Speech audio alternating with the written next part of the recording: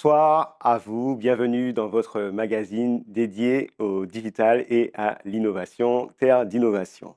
Ce soir, nous allons aborder un sujet qui concerne toutes les familles, toutes les écoles et tous les territoires, la sensibilisation des enfants aux risques numériques, donc ici en Martinique, mais partout ailleurs. Réseaux sociaux, messagerie, défis dangereux sur les réseaux sociaux, harcèlement, images qui circulent trop vite. Le numérique est devenu un espace du quotidien pour nos enfants, mais aussi un espace de risque, parfois mal compris, parfois minimisé, parfois dramatique. Aujourd'hui, un enfant peut recevoir son premier smartphone avant de savoir bien se protéger. Alors ce soir, l'objectif est clair, comprendre les dangers concrets, apprendre à identifier les signaux d'alerte et surtout repartir avec des solutions concrètes, locales et accessibles. Parce que protéger les enfants dans un monde numérique, ce n'est pas simplement interdire, c'est accompagner, expliquer et prévenir. Pour en parler, j'ai le plaisir d'accueillir deux invités engagés sur le terrain. À mes côtés, Aurélie Corolus, bonsoir. Bonsoir. Vous êtes la fondatrice de CRL Consulting et plein d'autres choses que vous allez nous présenter. Et également avec nous, Marie Jean-Marie, bonsoir. Bonsoir. Vous êtes la fondatrice de JM Jade, Une étoile dans la nuit, et vous êtes également engagée donc, dans la lutte contre le harcèlement et l'accompagnement des familles. Tout à fait. Sensibiliser les enfants aux risques numériques, Terre d'innovation, c'est parti.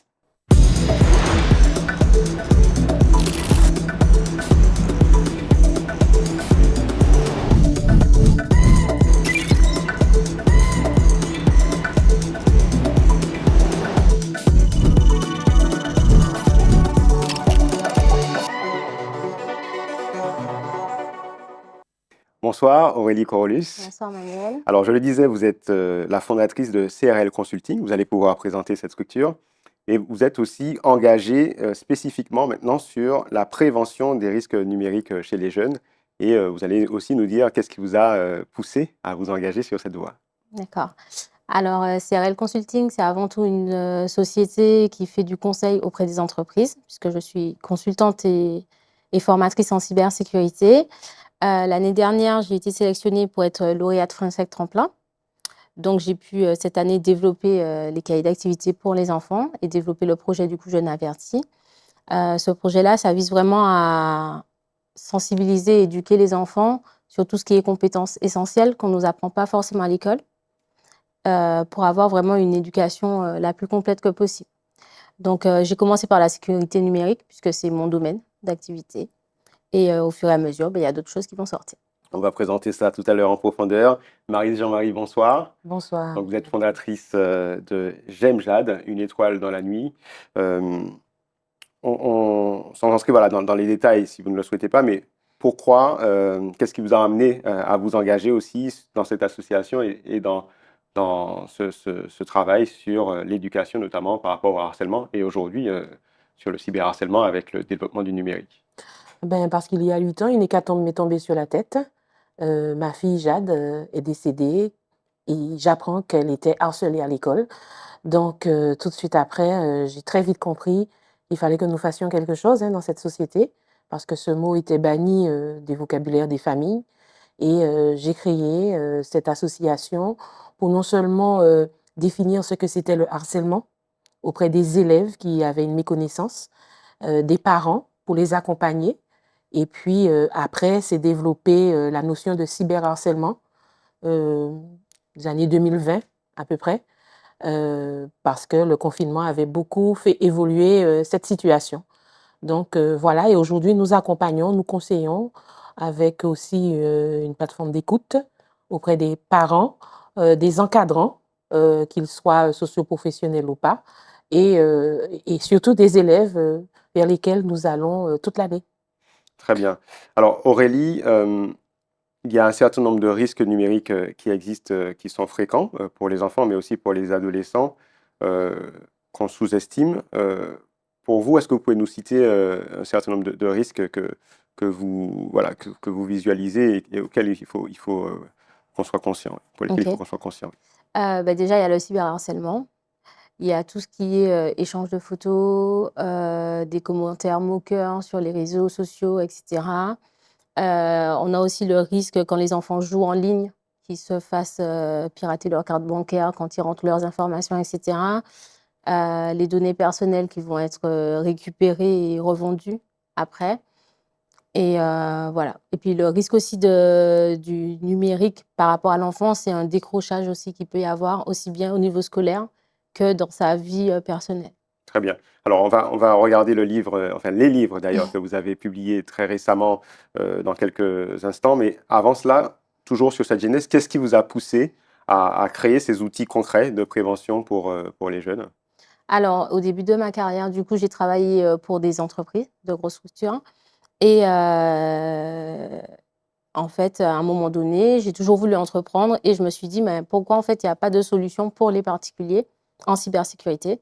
Et à ce moment-là, je me suis orientée encore plus vers les enfants puisque c'est, pour moi, les premiers à sensibiliser. Plus on apprend tôt quelque chose à un enfant et plus il les intègre.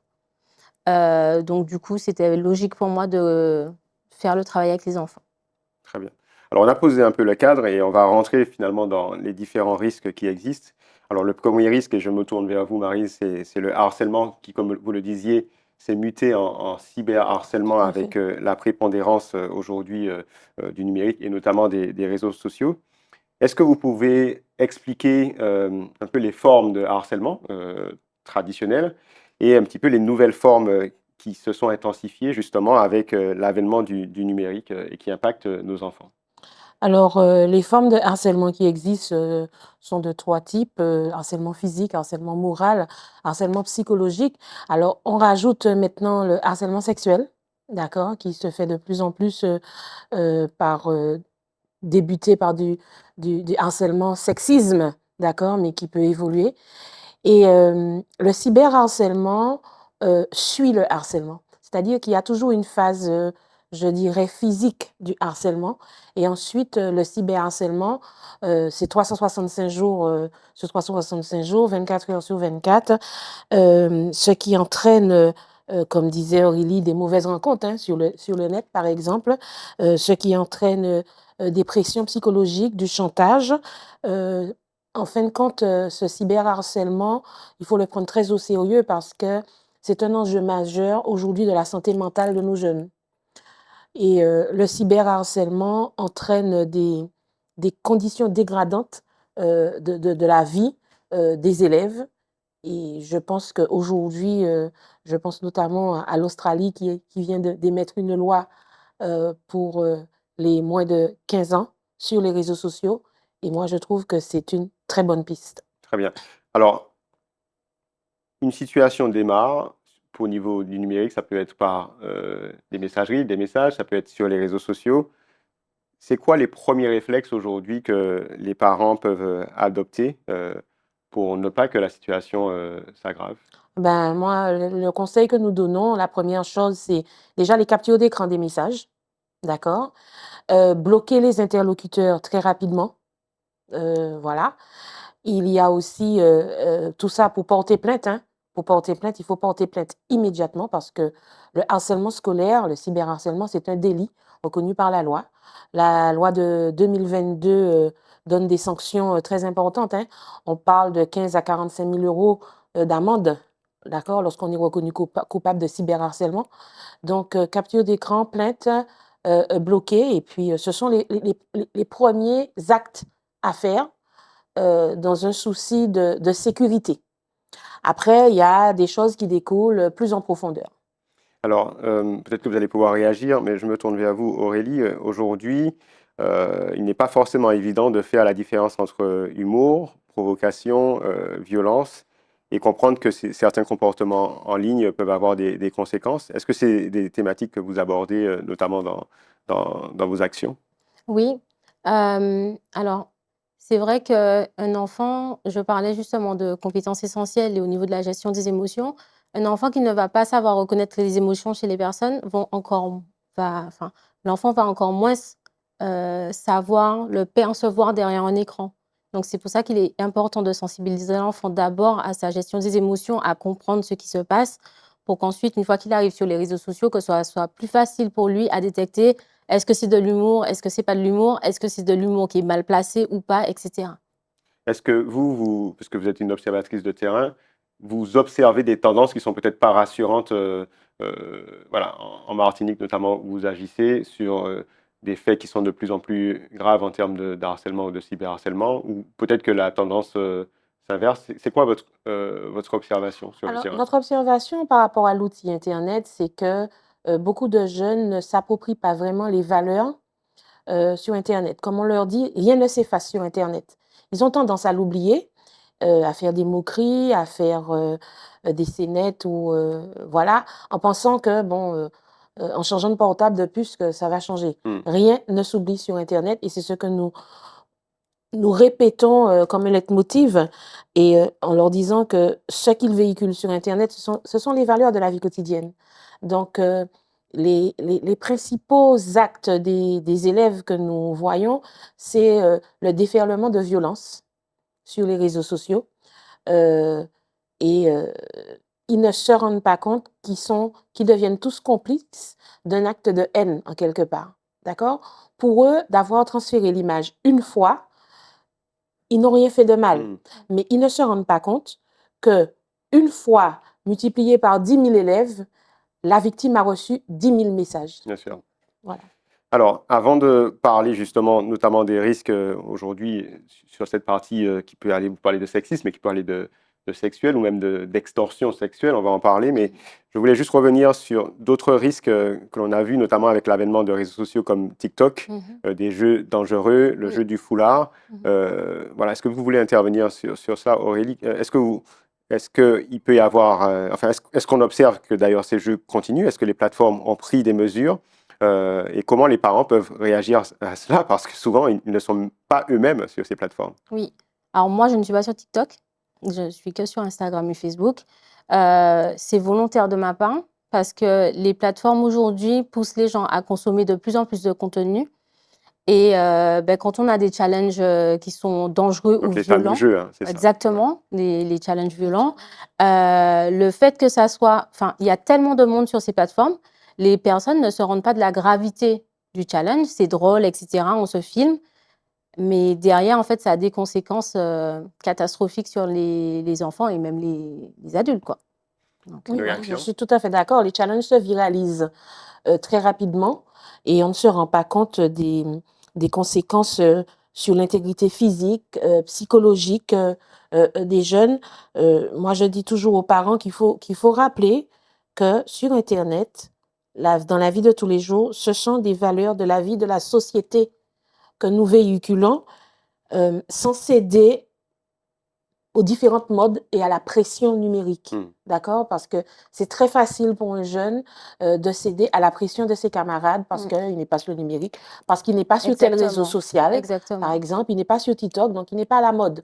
Donc, il y a un vrai travail de mise en confiance et d'estime de soi à travailler pour ça. Alors, vous l'avez évoqué, Maryse, il y a aussi les réseaux sociaux qui vont avoir des impacts sur l'estime de soi, des impacts aussi potentiellement sur des actes de sexisme, jusqu'à finalement des actes qui sont complètement répréhensibles comme des actes de sextorsion, donc les extorsions sexuelles, où on va faire du chantage à l'image. Est-ce qu'on peut rappeler déjà les termes voilà, et les enjeux qu'il y a derrière? Et puis après, on va peut-être, dans la dernière partie de l'émission, essayer de comprendre comment on peut réagir, les solutions par rapport à tout cela. Bon, le cyberharcèlement, c'est un acte qui est agressif. À partir du moment qu'on passe à cette phase, on est déjà, ce n'est plus de l'intimidation, d'accord? C'est qu'on agresse vraiment. Ça se pratique comme par le biais de SMS, de réseaux sociaux, quels que soient les comptes. L'objectif, c'est vraiment d'humilier. L'objectif, c'est de faire mal. C'est pas comme on donne une tape ou un croche-pied, d'accord? Et la publication de photos et de vidéos constitue des circonstances aggravantes. Donc, pour ces circonstances aggravantes, c'est-à-dire le cyberharcèlement, la loi a prévu des sanctions, des mesures très conséquentes. C'est-à-dire que pour les jeunes à partir de 13 ans, il y a des peines d'emprisonnement qui peuvent aller jusqu'à 2 ans d'emprisonnement et pour les parents, jusqu'à 45 000 € d'amende. il ne faut pas l'oublier lorsque c'est reconnu. Alors, différents types de cyberharcèlement, hein. Il y a le revenge porn. Alors, il y a maintenant ce qu'on appelle le harcèlement en meute. C'est le gouvernement qui a déterminé cette expression, hein, le harcèlement en meute, parce que ça défile à travers plusieurs utilisateurs la même information. Aujourd'hui, il y a aussi ce qu'on appelle, comment ça s'appelle, le painting. Je n'ai pas tous les termes parce que je n'ai pas l'âge de ces jeunes, où par rapport au corps, au nude, d'accord? Et nous informons les jeunes demoiselles de faire très attention, malheureusement, aux photos qu'elles distribuent, puisqu'il y a une loi sur le droit à l'image. Même entre copines, en faisant des selfies, il faut faire très attention, si ce sont des mineurs, de ne pas propager sur son compte TikTok ou Instagram ma copine en maillot de bain, même si cette dernière était d'accord, son parent peut porter plainte. Ok, alors ça c'est intéressant, mais Aurélie, je me tourne vers vous, puisque on sait que toute révolution peut avoir des effets positifs comme des effets négatifs. Dans cette émission, on parle beaucoup de l'intelligence artificielle. Aujourd'hui, très facilement, avec l'intelligence artificielle, on peut créer des deepfakes, c'est-à-dire des photos truquées ou des contenus truqués. On peut créer des faux comptes qui permettent finalement le cyberharcèlement. On peut manipuler les images. Voilà. Est-ce que ces risques existent et sont déjà réels en Martinique? Et qu'est-ce que ça veut dire aujourd'hui pour les parents qui nous écoutent? Ok, alors on parlait de photos ou de vidéos de jeunes filles ou jeunes hommes. Même avec une simple photo de nous, on peut créer des photos dénudées ou des vidéos de personnes dénudées. Donc en fait, on va combiner une photo de nous. Voilà, l'intelligence artificielle fait très bien les choses aujourd'hui. On ne voit quasiment pas la différence avec une vraie photo. Et c'est ce qui rend la chose encore plus compliquée, parce que si on ne voit pas la personne, on ne peut pas savoir si c'est vrai ou si c'est faux. Donc aujourd'hui, il y a vraiment cette problématique. Après, j'aimerais revenir sur quelque chose, c'est le cyberharcèlement, c'est plus violent que le harcèlement en lui-même, parce qu'il y a cette notion où les gens sont sur les réseaux sociaux, ils vont se lâcher, ils sont derrière un écran, ils pensent qu'ils ne seront pas punis. C'est ça, ils pensent qu'ils sont couverts d'anonymat, voilà. Ils sont invisibles. Voilà. Et en fait, c'est totalement faux, et ils se permettent de dire des choses. Des fois, c'est même pas dans le but de blesser, mais quand ils disent des méchancetés ou se permettent de juger quelqu'un, le fait de le faire, il y a d'autres personnes qui le font, et au fur et à mesure, ça crée une véritable tendance à harceler cette personne. Donc des fois, c'est pas fait méchamment, c'est pas fait volontairement, mais du coup, ça a des conséquences clairement catastrophiques sur la vie d'une personne. Alors, j'aimerais maintenant qu'on parle des ressources, parce qu'on a dressé un état des lieux qui n'est pas forcément joyeux. J'aimerais qu'on parle des ressources qui sont à disposition, finalement, des enfants, du corps enseignant et aussi des parents, parce qu'on est tous responsables. Je pense qu'il y a déjà peut-être une question d'éducation, c'est aussi l'action que vous menez. Quels sont les messages que l'on peut faire passer au niveau des parents, au niveau du corps enseignant, au niveau des responsables, au niveau des enfants, qui permettent finalement de structurer une pensée pour qu'elle soit une pensée qui ne va pas aller vers ces risques de harcèlement ou de cyberharcèlement? Alors déjà, pour les parents, pour savoir qu'ils ne sont pas seuls, il y a une plateforme qu'on appelle le 3018 qui peut recevoir les demandes, hein, que ce soit de signalement ou bien d'appel d'aide, hein, d'accord, avec une série de professionnels derrière cette plateforme. Il y a aussi au niveau des établissements scolaires institués par le rectorat le programme phare qui, très bien suivi, vraiment apporte des solutions concrètes. Il y a des associations comme l'association GEMJAD qui peut vous accompagner, mais il y en a d'autres, GEMJAD. Et il y a aussi, il ne faut pas oublier, des applications qui existent pour les parents, puisqu'il faut savoir que la majorité numérique en France est de 13 ans. Le gouvernement avait émis de mettre cette majorité à 15 ans, mais ça n'a pas encore été promulgué. J'espère qu'avec le vote de l'Australie, ça va arriver très vite. Mais il y a des applications pour les téléphones pour le contrôle parental. d'accord? Donc, je ne ferai pas de publicité sur le plateau parce qu'il y a plusieurs Bon, j'en parlerai après, applications, donc voilà. c'est- Mais il y a des applications pour vous permettre de mieux être accompagné. Donc, vous n'êtes pas seul. Très bien, Aurélie, je voulais quand même qu'on fasse un focus. Vous allez pouvoir montrer ces très beaux livres avec lesquels vous êtes venus. Et est-ce que vous pouvez nous les présenter voilà, donc vous êtes venu avec 3 livres. Oui, alors 3 cahiers, donc Est-ce que vous pouvez les montrer à l'écran? oui. Oui. Donc là, c'est le 4-8 ans, donc je découvre mon monde numérique, donc c'est vraiment pour, les enfants, savoir qu'est-ce qu'un monde numérique, c'est quoi les données personnelles et cetera, toucher un petit peu, savoir où est-ce qu'ils sont, OK? Très bien.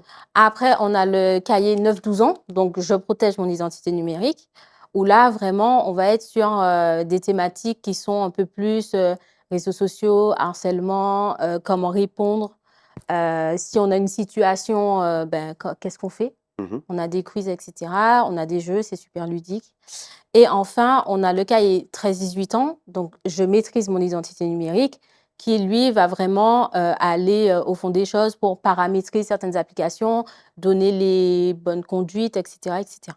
Voilà. Où est-ce qu'on retrouve ces livres? Alors, ces livres, ben, déjà sur mon site internet, donc jenaverti.fr, en librairie à Casabule et à Cultura. Très bien.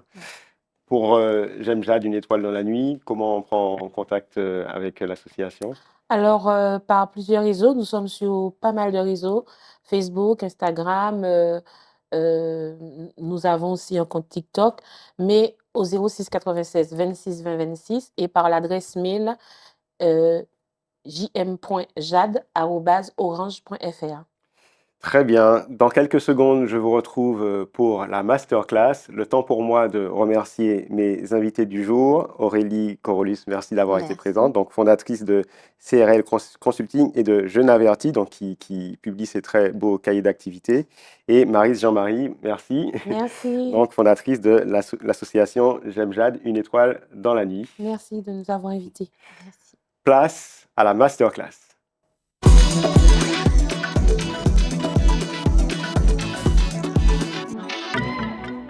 Alors, dans cette masterclass, on va s'intéresser aux applications de contrôle parental. Effectivement, il est possible pour les parents de mettre en place en fait des applications qui vont permettre de gérer, de contrôler l'usage du smartphone ou l'usage de la tablette de leurs enfants. Donc, c'est très intéressant à connaître. Avant de vous partager ces applications, notamment les 2 plus célèbres, je tiens quand même à dire que souvent, avant d'imposer ces applications, il faut être capable d'avoir échangé avec son enfant pour lui expliquer pourquoi on va mettre cette application en place.